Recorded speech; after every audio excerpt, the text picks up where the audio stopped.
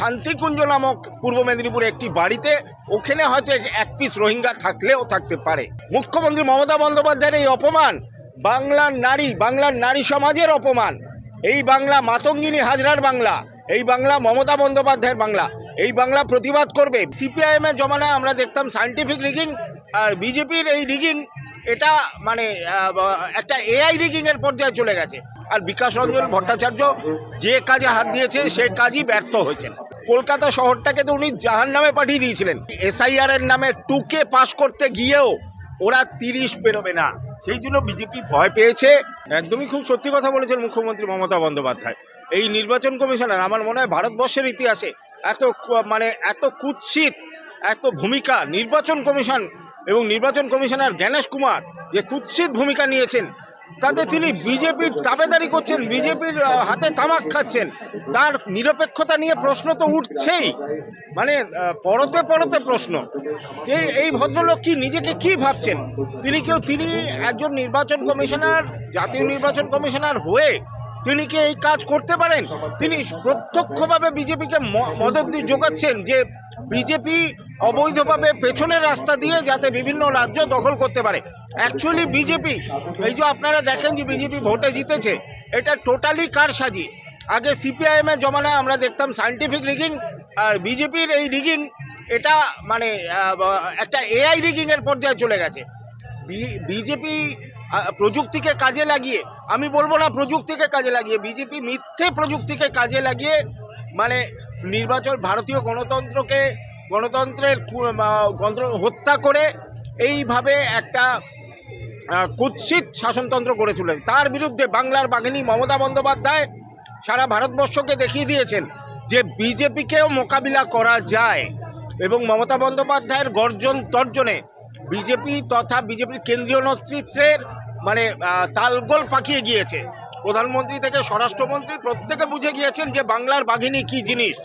বাংলার অগ্নিকন্যার সামনে পড়ে বিজেপির যে এই স্বৈরাচার, এই পৈশাচিক মনোভাব, তা সেই দর্পচূর্ণ হয়েছে। সংগত করেছেন আমাদের কর্ণধার সেনাপতি, যোগ্য সেনাপতি অভিষেক বন্দ্যোপাধ্যায়। এসআইআর শুরু হওয়ার দিন থেকে, পশ্চিমবঙ্গে এসআইআর শুরু হওয়ার দিন থেকে এসআইআর আতঙ্কে আমরা বিভিন্ন মানুষের মৃত্যু, শতাধিক মানুষের মৃত্যু হয়েছে, বিভিন্ন মানুষের মৃত্যু হয়েছে। বঙ্গ বিজেপির নেতাকর্মীরা যেটা দাবি করছেন যে তৃণমূলের একাধিক নেতাকর্মী এর পেছনে উস্কানি রয়েছে এবং তৃণমূলের একাধিক নেতাকর্মী রাজ্যের মানুষকে ভুল বোঝাচ্ছে। বঙ্গ বিজেপির নেতাদের যদি আপনি আমায় দূরবীন দেন, আপনি এখান থেকে দূরবীন দিয়ে যদি দেখতে চান, ধরুন মুরলীধর লেন বা সল্টলেকের ওদের যে ঝাঁ চকচকে অফিস রাজ্য বিজেপির, সেখানে কটা নেতা বসে আছে সেটা এখানে দূরবীন দিয়ে দেখা যায় না। তাদের আপনি যে 90,000-এর মতো বুথ রাজ্য বিধানসভায়, সেখানে যান, বিজেপিকে আপনি মানে কোথাও খুঁজে পাবেন না। অথচ বিজেপি ওই প্রচারে, প্রোপাগান্ডায়, পাবলিসিটিতে মানে ঢক্কা নিনাদ যাকে বলে, বিজেপি তার মধ্যে বেঁচে আছে। একটা স্বৈরাচারী, একটা ভারতীয় গণতন্ত্রের পক্ষে একটা ধ্বংসাত্মক দল স্বৈরাচারী মনোভাব নিয়ে যে শাসন ভারতের বুকে চালাচ্ছে, আজকে বাংলার বিজেপির নেতৃত্ব সেই তারই তল্পিবাহক। এদের থেকে বেশি কিছু আশা করা অন্যায়। এবং এরা বাংলার বুকে এসআইআরের নামে শতাধিক মানুষের মৃত্যু হয়েছে, তারা নির্বিকার, তারা চুপচাপ বসে আছে যেন কিছু ঘটেনি, তাদের অন্য কোনো ইস্যু নেই। আর তারা বলে বেড়াচ্ছিল রোহিঙ্গা আছে 1 কোটি, 1 পিস রোহিঙ্গা কি দেখা গিয়েছে? যদিও আমার সন্দেহ আছে যে শান্তিকুঞ্জ নামক পূর্ব মেদিনীপুরে একটি বাড়িতে, ওখানে হয়তো 1 পিস রোহিঙ্গা থাকলেও থাকতে পারে।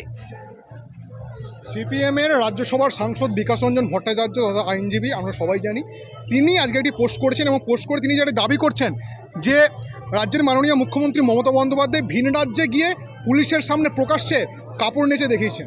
কি বলবেন? ওনার মতো কুৎসিত ভাষা, উনি একজন আইনজীবী হয়ে উনি যে ভাষা প্রয়োগ করেছেন রাজ্যের মুখ্যমন্ত্রী তথা একজন মহিলা সম্পর্কে, আজকে ওনার বাড়ির কোনো মহিলা সম্পর্কে যদি মানুষ এই মন্তব্য করে, উনি কিভাবে নেবেন? উনি তো কথায় কথায় আইন ফলান। মুখ্যমন্ত্রী মমতা বন্দ্যোপাধ্যায়ের এই অপমান বাংলার নারী সমাজের অপমান। এই বাংলা মাতঙ্গিনী হাজরার বাংলা, এই বাংলা মমতা বন্দ্যোপাধ্যায়ের বাংলা। এই বাংলা প্রতিবাদ করবে। বিকাশ রঞ্জন ভট্টাচার্যরা এখানে পশ্চিমবঙ্গ বিধানসভায় শূন্য, ওরা মাইনাসে তলিয়ে যেতে চলেছে। ওরা ওদের এই অক্ষমতা ঢাকতে না পেরে ওরা বিলাপ বকছে, মানে এটা বিলাপ প্রলাপ করছে সিপিআইএম এবং তাদের বিকাশ রঞ্জন ভট্টাচার্যের মতো ব্যর্থ নেতারা। এমনকি এটাও বলেছেন যে এর মতো বেহায়াপন্না নির্লজ্জপন্না কি হতে পারে। উনি যখন কলকাতার মেয়র ছিলেন, আপনার হয়তো মনে আছে, উনি ঘুমোতেন, সভা চলতো, কলকাতা পুরসভা নিয়ে গুরুত্বপূর্ণ কোনো সভা চলছে, সেই সময় দেখা যেত অন ক্যামেরা বিকাশ রঞ্জন বাবু ঘুমোচ্ছেন। তা এই যদি একজন মানুষের ভূমিকা হয়, কলকাতা শহরটাকে তো উনি জাহান্নামে পাঠিয়ে দিয়েছিলেন। তারপর সুব্রত মুখোপাধ্যায়ের মতো একজন দক্ষ মেয়র আমরা কলকাতায় পেয়েছি, বা শোভন চট্টোপাধ্যায়ের মতো মেয়র পেয়েছি, বর্তমানে ফিরহাদ হাকিমের মতো মেয়র পেয়েছি, যারা কলকাতাকে মমতা বন্দ্যোপাধ্যায়ের আশীর্বাদে এগিয়ে নিয়ে চলেছেন। আর বিকাশ রঞ্জন ভট্টাচার্য যে কাজে হাত দিয়েছে সেই কাজই ব্যর্থ হয়েছেন। সামনেই বঙ্গে 26শে বিধানসভা নির্বাচন, তার আগে দিল্লিতে বঙ্গভবন, এরকম একটা কাণ্ড, কি বলবেন? দিল্লিতে বঙ্গভবনে বিজেপি যে কাজ করেছে তাকে নক্কারজনক বলা ছাড়া আমার আর মুখে কোনো ভাষা আসছে না। বিজেপি ভয় পেয়েছে, বিজেপি জানে এখানে যে রাজ্য বিধানসভায় মিনিমাম বিরোধী দল হতে গেলে 30টার মতো আসন প্রয়োজন। বিজেপি গত বিধানসভায় 77টা আসন তাও ফ্লুকে পেয়েছিল। এবার টুকে, মানে ওই এসআইআর এর নামে টুকে পাশ করতে গিয়েও ওরা 30 পেরোবে না, সেই জন্য বিজেপি ভয় পেয়েছে এবং সেই ভয় থেকে বিজেপির এই অবস্থা বা এই প্রতিক্রিয়া আমরা দেখতে পাচ্ছি।